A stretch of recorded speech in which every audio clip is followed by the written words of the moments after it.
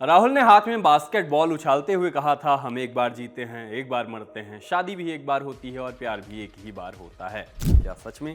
राहुल तो था चीटर। अगर वो झूठ बोल गया हो तो प्यार नहीं, मरने के बारे में। क्या आपको भी कुछ कुछ होता है? कभी ऐसा लगा कि मौत को टक से छूकर वापस आ गए? दिल से आई एक ही आवाज, खत्म, बाय बाय, टाटा, गुड बाय, गया।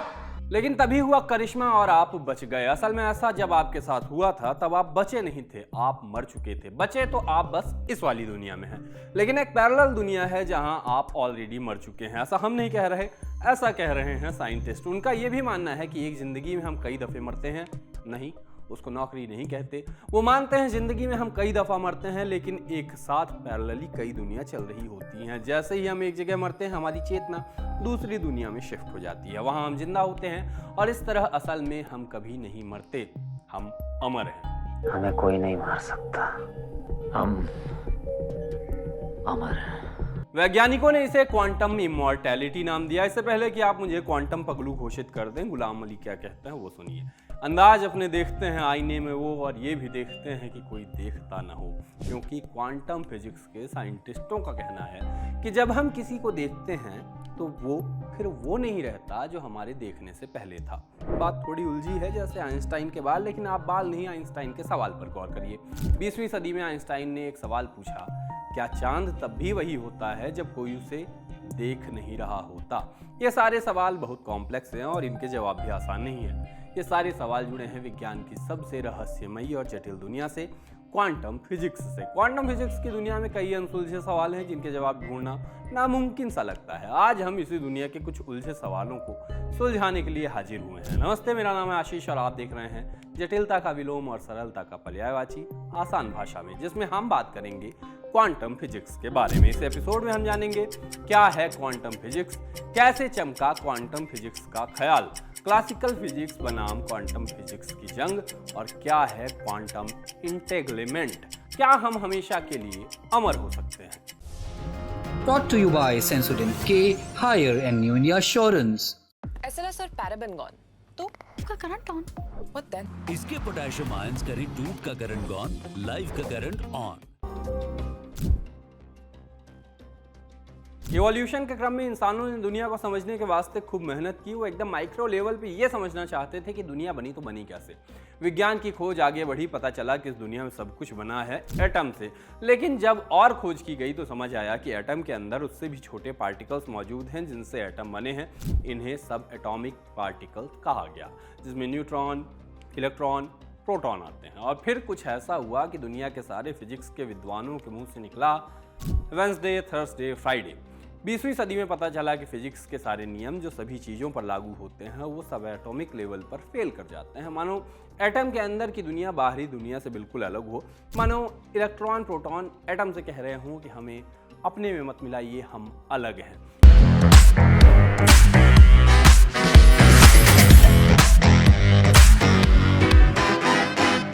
इस बात के पता चलने के बाद फिजिक्स दो धड़ों में बट गया, क्लासिकल फिजिक्स और मॉडर्न फिजिक्स।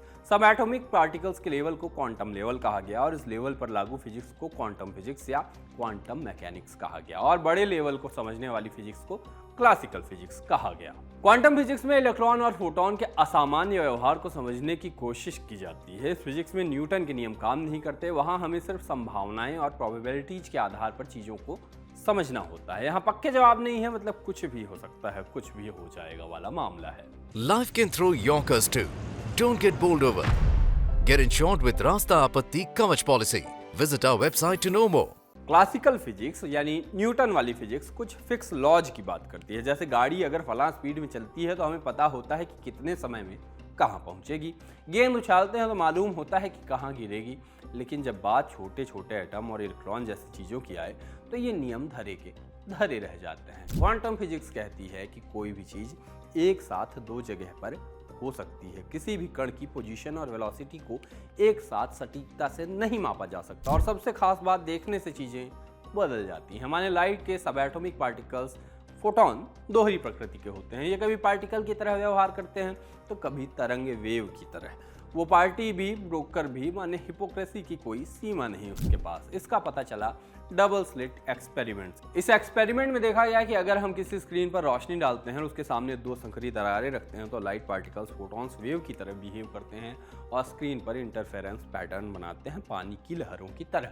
लेकिन जब इन पैटर्न को ऑब्जर्व करने के लिए कैमरा लगा दें तो ये पैटर्न अचानक बदल जाता है, यानी इन पार्टिकल्स को कोई देख रहा होता है तो इनको सिर्फ देखने भर से ही व्यवहार बदलने की सूझ जाती है। ये सब जानकर ऐसा लगता है कि सिर्फ हम इस ब्रह्मांड को नहीं देख रहे, कि ब्रह्मांड भी हमें छुप छुप कर देख रहा है। कभी होता तो कहता, तेरी एक छुअन से जागा ये कैसा एहसास, पहले तो महसूस हुई ना मुझको ऐसी प्यास।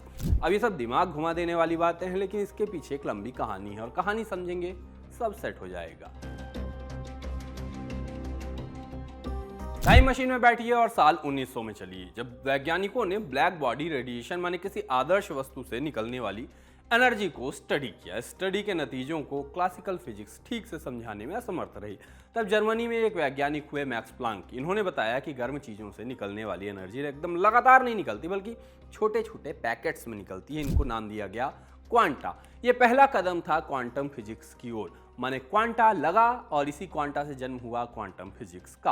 अब जरा इस तस्वीर को ध्यान से देखिए। इस तस्वीर में जितने पिक्सल नहीं हैं उससे अधिक है इसमें मौजूद लोगों का IQ। ये अब तक के इतिहास में शायद सबसे ब्रिलियंट दिमाग वालों की एक साथ ली गई फोटो होगी। साल 1927 में बेल्जियम में सॉल्वे कॉन्फ्रेंस हुई। ये फिजिक्स के एरिया में अब तक की सबसे महत्वपूर्ण बैठकों में से एक थी। इस कॉन्फ्रेंस में दुनिया के सबसे महान वैज्ञानिक एक साथ आए। इसमें आधे से ज़्यादा लोग नोबेल प्राइज विनर हैं। इस तस्वीर में आगे की पंक्ति में है Albert Einstein, great Marie Curie और मैक्स प्लांक, और इसी के साथ पीछे की लाइन में एल्विन श्रोडिंगर, और साथ में हैं उनके वर्नर हाइजेनबर्ग और वोल्फगैंग पॉली। इस बैठक का मुख्य विषय था क्वांटम मैकेनिक्स। लेकिन इस कॉन्फ्रेंस में एक दिलचस्प किस्सा घटा जिसने क्वांटम फिजिक्स की दुनिया को बदल दिया। क्लासिकल फिजिक्स के सुपरस्टार अल्बर्ट आइंस्टाइन और क्वांटम फिजिक्स के नील्स बोर के बीच यहाँ पे घनघोर बहस हुई। आइंस्टाइन इस क्वांटम फिजिक्स के जंजाल के पूरी तरह से खिलाफ थे। आइंस्टाइन का ये मानना था कि identical experiment will give you identical result, मतलब एक जैसा प्रयोग आपको एक जैसा ही परिणाम देगा। लेकिन क्वांटम फिजिक्स में ऐसा नहीं होता है। क्वांटम फिजिक्स को लेकर आइंस्टाइन और बोहर के बीच गहरी बहसें हुई। आइंस्टाइन ने बार बार क्वांटम फिजिक्स के सिद्धांतों को चुनौती दी। उन्होंने कहा कि क्वांटम फिजिक्स ऐसा ही है जैसे मानो भगवान यूनिवर्स के साथ जुआ खेल रहा हो। आइंस्टाइन के लिए क्वांटम फिजिक्स एक अधूरा विज्ञान था और वो क्वांटम फिजिक्स के पीछे हाथ धोकर पीछे पड़ गए। रोज सुबह नाश्ते के समय आइंस्टाइन और बोहर मिलते। आइंस्टाइन क्वांटम फिजिक्स के अनसुलझे सवाल का गोला उन पे दाग देते। रात होते होते नील्स जवाब के साथ नजर आते। सिलसिला लंबा चला और जब आइंस्टाइन उनके इक्वेशन में कोई गलती नहीं निकाल पाए तब उन्होंने सोल्वे यूनिवर्सिटी से विदा ले ली। क्वांटम फिजिक्स का घाव उनके लिए नासूर बन चुका था। नील्स और साथियों का मानना था कि न सिर्फ क्वांटम फिजिक्स खुद में खूबसूरत है बल्कि उसकी मैथमेटिकल एक्सप्लेनेशन भी बेहद दिलचस्प है। 1933 में जर्मनी में हिटलर की नाजी ताकत सत्ता में मजबूत हो रही थी। आइंस्टाइन ने जर्मनी छोड़कर अमेरिका सेटल होने का फैसला किया और प्रिंसटन के इंस्टीट्यूट ऑफ एडवांस्ड स्टडी में काम करने का फैसला किया। उन्होंने अपने साथ काम करने के लिए दो फिजिसिस्ट नाथान रोसेन और बोरिस पोडोल्स्की को चुना। इन तीनों वैज्ञानिकों ने क्वांटम मैकेनिक्स में एक संभावित खामी देखी। उन्होंने गौर किया कि क्वांटम फिजिक्स की गणित एक अजीब स्थिति की ओर इशारा कर रही थी। और यहीं पे आता है EPR पेपर। EPR पेपर कहता है कि क्वांटम मैकेनिक्स इक्वेशन पार्टिकल्स के बीच एक असंभव सी कड़ी को दिखाता है, एक ऐसा प्रभाव जो किसी जादू जैसा लगता है। इसको समझने के लिए मान लीजिए आपके पास दो सब एटॉमिक पार्टिकल्स हैं जो एक ही एटम है, दोनों की दो अलग अलग कपों के नीचे आपको रख देना है दोनों को। अब जब आप एक कप उठाएंगे और देखेंगे कि नीचे कौन सा पार्टिकल है, तो जैसे ही आपने इसे देखा तुरंत ही दूसरे कप के नीचे रखा पार्टिकल भी अपनी पहचान ठीक पहले वाले पार्टिकल की तरह बना लेता है। लेकिन असली खेल तो यह है कि क्वांटम मैकेनिक्स के ऐसे अजीबोगरीब इफेक्ट असल दुनिया में भी हो सकते हैं, खासकर फोटॉन्स यानी लाइट के पार्टिकल्स के मामले में। मतलब क्या है इसका? मान लीजिए कि दो फोटॉन हैं एक ही सोर्स से। अब क्वांटम के हिसाब से ये दोनों ऐसे जुड़े हुए हैं कि जैसे आप किसी एक को नापें तो दूसरा फोटॉन जो दूर कहीं पड़ा हो वो भी उसी पल बदल जाता है। ये ऐसा होगा जैसे दो जुड़वा भाई हैं, एक मनगावा में है दूसरा मैनहट्टन में। लेकिन जैसे ही मनगावा वाला फैसला लेता है कि उसको पीनी है चाय, वैसे ही मैनहट्टन वाला भी चाय उठा के कप से घूंट भर ले, एकदम सलमान भाई की जुड़वा मूवी की तरह। पर सवाल ये था कि दो पार्टिकल अलग अलग जगहों पर होते हुए भी एक साथ काम कैसे कर सकते हैं। आइंस्टाइन के लिए उनकी special theory of relativity E=mc² पर सीधा हमला था। आइंस्टाइन के हिसाब से अगर दो वस्तुएं अलग अलग जगह पे हैं तो एक को दूसरी पे असर डालने के लिए कुछ ट्रैवल जरूर करना होगा, और ट्रैवल करने में लगता है समय। अगर क्वांटम पार्टिकल एक साथ रिएक्ट कर रहे हैं तो इसका मतलब ये है कि वो एक दूसरे से कम्युनिकेट भी कर रहे हैं, यानी एक पार्टिकल दूसरे को संदेश भेज रहा है कि उसे किस अवस्था में रहना चाहिए। लेकिन यह असंभव था, क्योंकि इसका मतलब होता है कि उनका कम्युनिकेशन लाइट से भी तेज ट्रैवल कर रहा है, जो कि आइंस्टाइन के थ्योरी ऑफ रिलेटिविटी के हिसाब से बिल्कुल भी नामुमकिन था। एक पार्टिकल का दूसरे पार्टिकल को रहस्यमय तरीके से इंपैक्ट करने की बात को क्वांटम इंटेंगलमेंट के नाम से जाना गया, लेकिन आइंस्टाइन ने इसको सिरे से खारिज कर दिया और इसे spooky action at the distance, यानी दूर से होने वाली भूतिया क्रिया कहा। समस्या ये भी थी कि कोई भी ऐसा प्रयोग नहीं कर सका जो ये साबित कर सके कि आइंस्टाइन सही थे या नहीं। 1960 के दशक तक इस बहस का कोई सॉल्यूशन नहीं था, लेकिन फिर एंट्री हुई उत्तरी आयरलैंड के फिजिसिस्ट जॉन बेल की। जॉन बेल जिनेवा में सर्न प्रयोगशाला में पार्टिकल फिजिसिस्ट थे। वो आइंस्टाइन और बोहर की बहस को लेकर गहराई से रिसर्च कर रहे थे। 1964 में उन्होंने एक रिसर्च पेपर पब्लिश किया जिसमें उन्होंने बताया कि आइंस्टाइन और बोहर के विचार अलग अलग प्रेडिक्शंस देते हैं। अगर हम किसी भी पार्टिकल को कई बार मापें और फिर देखें कि उनके नतीजे कितनी बार मेल खाते हैं, तो हम ये पता लगा सकते हैं कि हम आइंस्टाइन की दुनिया में हैं या बोहर की दुनिया में जी रहे हैं। कुछ सालों बाद जॉन फ्रांसिस क्लॉसर ने फिजिसिस्ट एबनर शिमोनी के साथ बेल के सिद्धांत पर काम किया और कैलिफोर्निया यूनिवर्सिटी में इसे परखने के लिए दुनिया का पहला बेल टेस्ट एक्सपेरिमेंट किया। उन्होंने कैल्शियम पार्टिकल पर किए गए इस एक्सपेरिमेंट में जो पाया वो दुनिया के लिए चौंकाने वाला था। आखिरकार रिजल्ट बिल्कुल वही था जिसकी भविष्यवाणी बोहर के क्वांटम फिजिक्स ने की थी।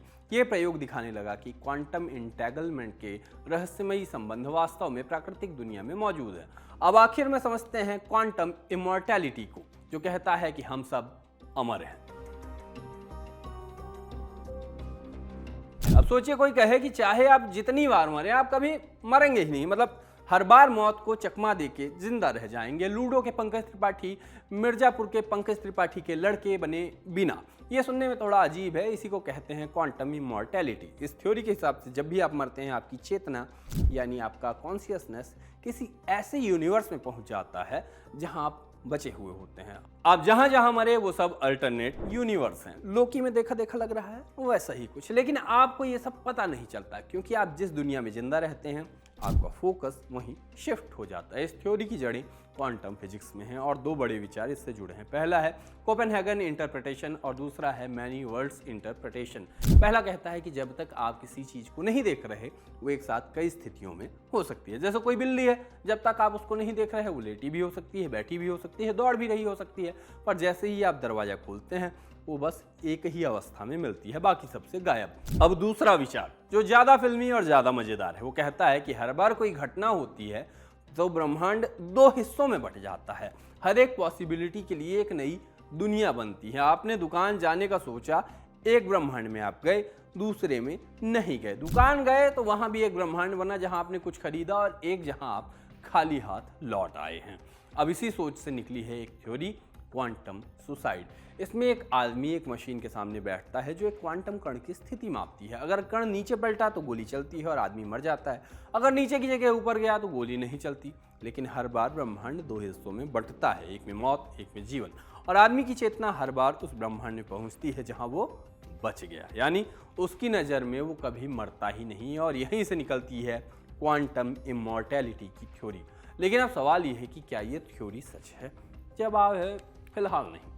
यह भी सिर्फ एक थॉट एक्सपेरिमेंट है, एक कल्पना। इसको सच मानने के लिए पहले हमें दो बातें माननी पड़ती हैं। ठीक वैसे ही जैसे हम गणित के सवाल हल करने के पहले मानते हैं कि मानव संख्या x है या y है, इस टाइप की। पहली ये है कि ह्यू एवरेट की मैनी वर्ल्ड्स थ्योरी पूरी तरह सही है, जो कि आज भी वैज्ञानिकों में बहस का विषय है। और दूसरी कि हर बार मौत के बावजूद कोई ना कोई ब्रह्मांड ऐसा होता है जहां आप जिंदा रहते हैं। लेकिन फिजिक्स की दुनिया में ऐसा जरूरी नहीं है। हर ब्रह्मांड में नियम एक जैसे नहीं होंगे। बुढ़ापा, बीमारी, दिमाग का धीमा चलना, इन सब का कोई इलाज क्वांटम थ्योरी में नहीं है। तो कुल मिलाकर क्वांटम इमॉर्टैलिटी एक दिलचस्प आइडिया जरूर है, उस पर फिल्में बन सकती हैं, कहानियां लिखी जा सकती हैं, लेकिन जिंदगी की हकीकत इससे अलग है। मौत से बचने का तरीका ब्रह्मांड बदलना नहीं है, बल्कि अपनी जिंदगी को सही तरीके से जीना है। और अमर होना है तो आनंद को याद कीजिए, जिंदगी लंबी नहीं बड़ी बनाइए। आज का आसान भाषा में का एपिसोड यहीं समाप्त होता है। इसे लिखा था सौरभ पाल ने। देखते रहिए दी ललन टॉप। शुक्रिया।